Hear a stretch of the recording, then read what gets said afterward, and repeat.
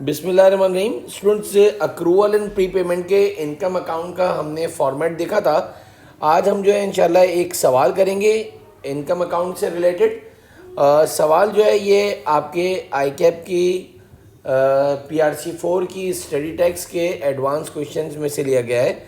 MCQ number 44 है। MPD was engage in rental business and during the year ended 31st March 2022 he received 7,20,000 as rent from the tenant। अब आपने जो है ये 7,20,000 रुपये जो है वो कैश रिसीव करें in respect of rental income.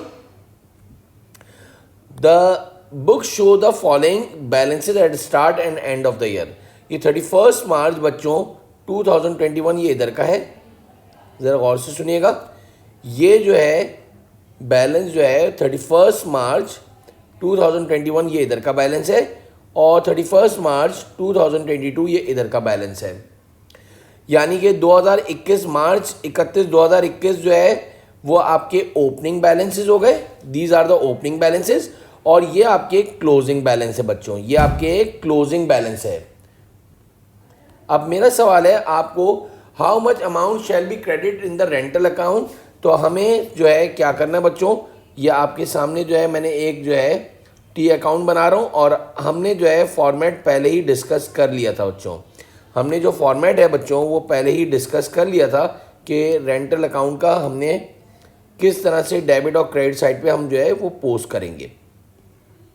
आपको जो है सवाल के अंदर लिखा हुआ है rent in arrears. Rent in arrears का मतलब है बच्चों रेंट रिसीवेबल। याद रखिएगा, रेंट इन एरियर्स का मतलब है रेंट रिसीवेबल।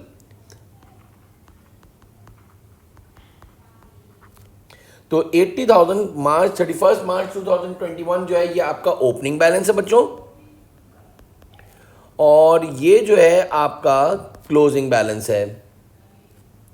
अब आप क्या करेंगे, जो आपको रेंट इन एरियर्स दिया हुआ है तो you have to write opening balance arrears, जिसको आप रेंट रिसीवेबल भी बोलते हो, ये एरियर्स कहलाता है।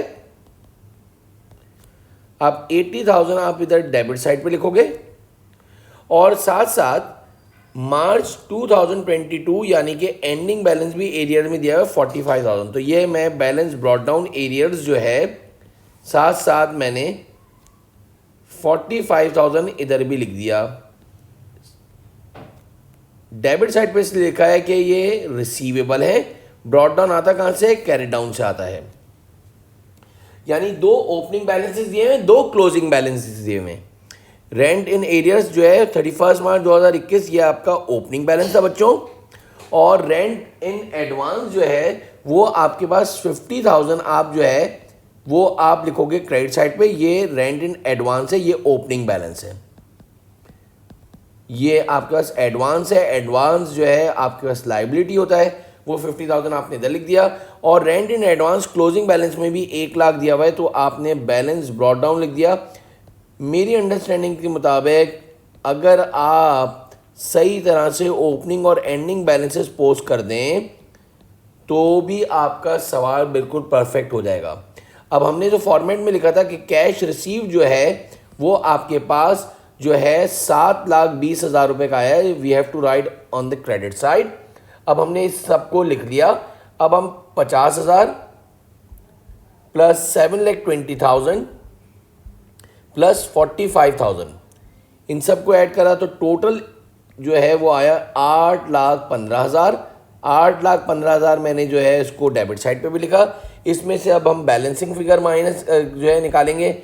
1 लाख को मैं माइनस करूंगा और 80,000 को इसमें से माइनस कर दूंगा।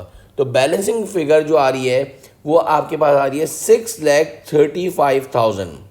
6,35,000 जो है आपकी rental income for the year हो गई। और इस तरह से आपकी इनकम फॉर द ईयर जो आपकी क्रेडिट होगी that is 6,35,000। Charlie is the right answer. तो ये आपके पास एक और चीज़ जो है सबसे ज़्यादा स्टूडेंट पूछते हैं, सर दो बैलेंसेस कैसे हो गए। भाई आपकी 2 प्रॉपर्टीज़ हैं, 2 फ्लैट्स हैं, आपने 2 फ्लैट जो है रेंट पे दिए हुए हैं। तो एक फ्लैट को जो आपने रेंट पे दिया है उससे रेंट आपको रिसीवेबल करना है और एक दूसरे फ्लैट से आपने एडवांस में लिया हुआ है।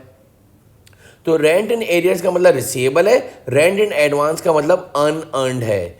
उम्मीद है आपको ये बहुत अच्छी तरीके से सवाल समझ में आ गया होगा। हमारा आंसर जो है इनकम फॉर द ईयर जो है क्रेडिट जो होगी पीएनएल के अंदर जो इनकम स्टेटमेंट में दैट इज 6,35,000। इंशाल्लाह नेक्स्ट वीडियो में इससे आगे बात करेंगे। Thank you.